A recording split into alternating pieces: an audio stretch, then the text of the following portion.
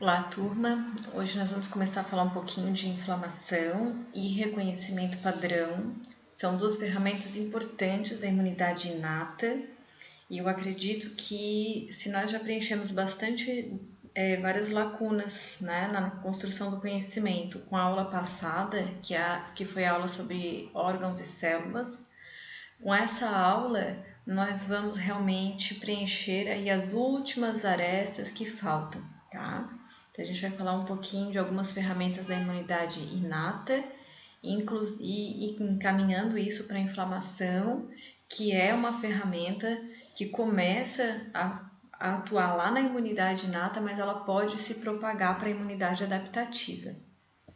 Então, primeiro, né, falando um pouquinho da imunidade inata e até relembrando o conhecimento que a gente já construiu aí nesses dias, a gente sabe que a imunidade inata é aquela que está pronta desde o momento do nascimento e ela vai funcionar sempre da mesma maneira, tratando todos os desafios antigênicos com inespecificidade e também atuando sem guardar a memória imunológica, né? Sem induzir uma memória imunológica. Essa memória imunológica é uma característica da imunidade adaptativa. Então, a gente tem as nossas primeiras barreiras, que são físicas, como, por exemplo, a pele, pelos, unhas, cutícula. Temos barreiras físico-químicas, como, por exemplo, as nossas secreções, lágrimas, saliva, muco, suco gástrico. Temos barreiras epiteliais e nessas barreiras epiteliais nós temos ali algumas células da imunidade inata, então especialmente os macrófagos, que muitas vezes são residentes nos tecidos, ou células dendríticas também residentes nos tecidos. Então a gente vai encontrar esse grupo de células amplamente distribuído na pele, no pulmão, no trato gastrointestinal, no sistema nervoso central, em praticamente todos os nossos tecidos, ele está amplamente distribuído. Essas nossas primeiras barreiras, elas vão filtrar os antígenos que entram no nosso corpo e reduzindo drasticamente a quantidade de antígenos que conseguem realmente penetrar. E essas células da imunidade inata, macrófagos e células dendríticas, elas são de extrema importância porque elas conseguem fagocitar os antígenos invasores, processar e apresentar aos linfócitos via MHC de classe 2, que é um assunto também que nós já abordamos. Exatamente essa etapa de apresentação é que a gente entende que é a tangente entre a imunidade inata e adaptativa. É quando a imunidade inata termina suas ferramentas e a imunidade adaptativa começa a usar as suas ferramentas. A imunidade inata sequestra esses antígenos, processa e apresenta, e a imunidade adaptativa vai ter o seu ponto de partida nesse reconhecimento. Mas aí fica uma pergunta: como que essas células fagocíticas da imunidade inata conseguem identificar os antígenos invasores, já que elas não possuem a especificidade que a gente encontra na imunidade adaptativa? Então, a resposta é exatamente essa abordagem que a gente vai ter agora. A gente vai falar um pouquinho dos receptores de reconhecimento padrão. São moléculas que estão presentes em células da imunidade inata e que atuam como receptores para esses antígenos invasores. Como que essas moléculas se ligam nesses receptores? Como que essas moléculas, com função de receptor, se ligam nesses antígenos? A partir não de um reconhecimento da identidade do antígeno, mas sim do padrão, da organização geral e molecular desses antígenos.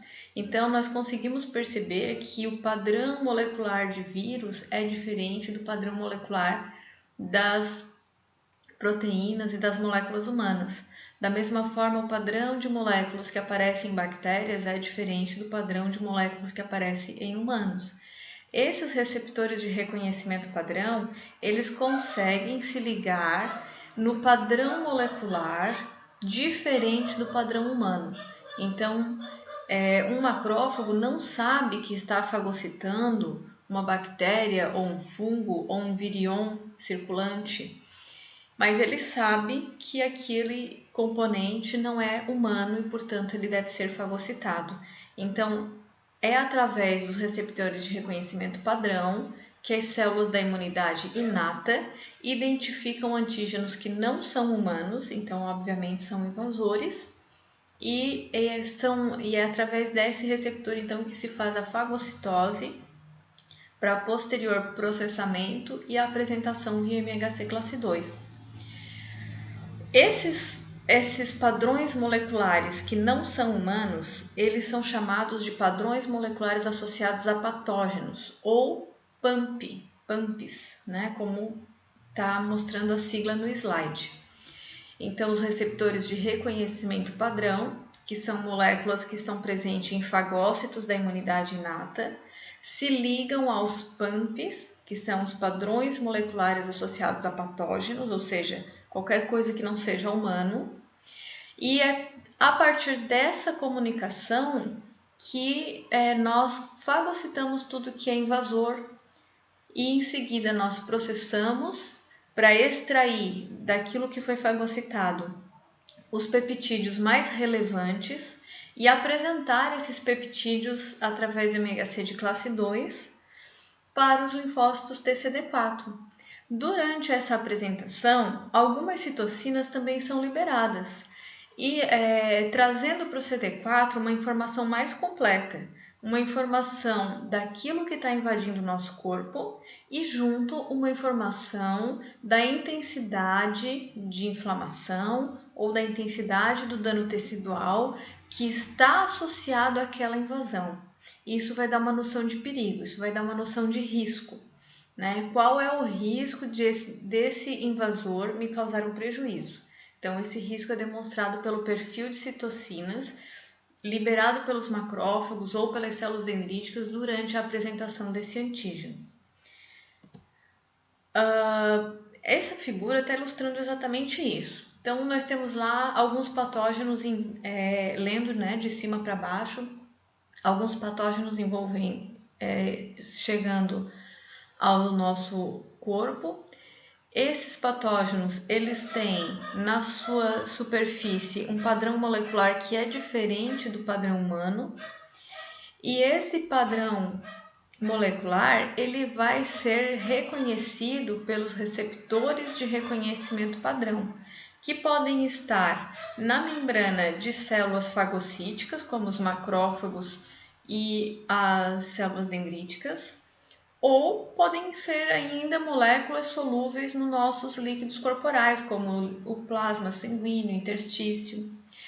Esses receptores se ligam aos PAMPs e induzem então a fagocitose desses PAMPs, processamento e apresentação via MHC classe 2.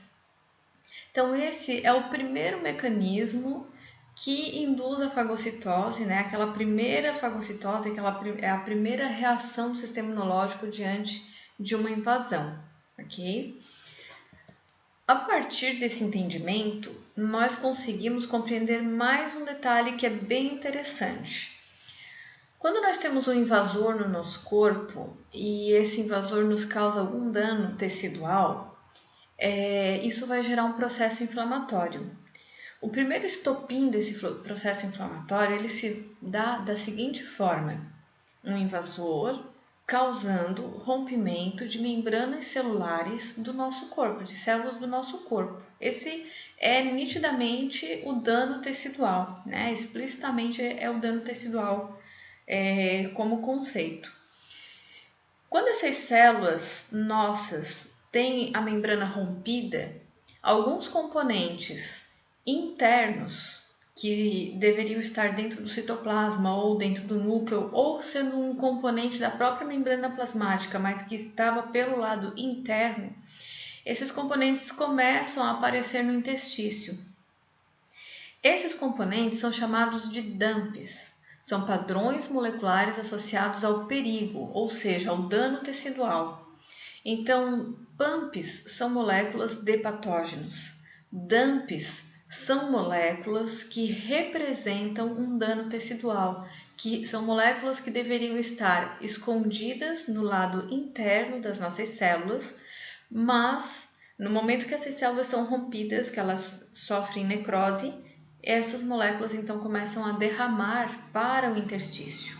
Então são sinais de perigo, são sinais de alerta, são sinais que evidenciam a patogenicidade daquele invasor.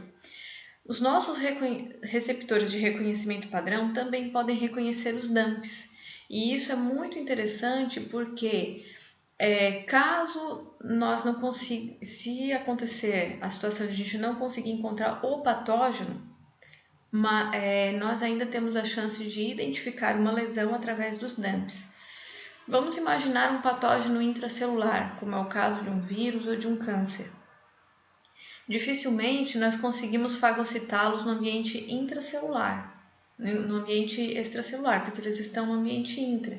Então não tem como um macrófago, uma célula dendrítica, identificar no interior de uma outra célula um vírus. Mas se essa célula romper, se essa célula tiver uma necrose, se essa célula tiver uma morte por vias que não são fisiológicas, nós teremos um derramamento do conteúdo interno para o interstício. E isso por si só já pode ser reconhecido pela imunidade inata e já vai dar origem a uma resposta imunológica. Então, esses DAMPs também são moléculas interessantes por esse motivo. Essa figura vai ilustrar exatamente isso, né? Se a gente começar a ler da esquerda para a direita, de cima para baixo, a gente vai ver que uma lesão grave ou uma necrose nada mais é do que o rompimento da membrana plasmática daquela célula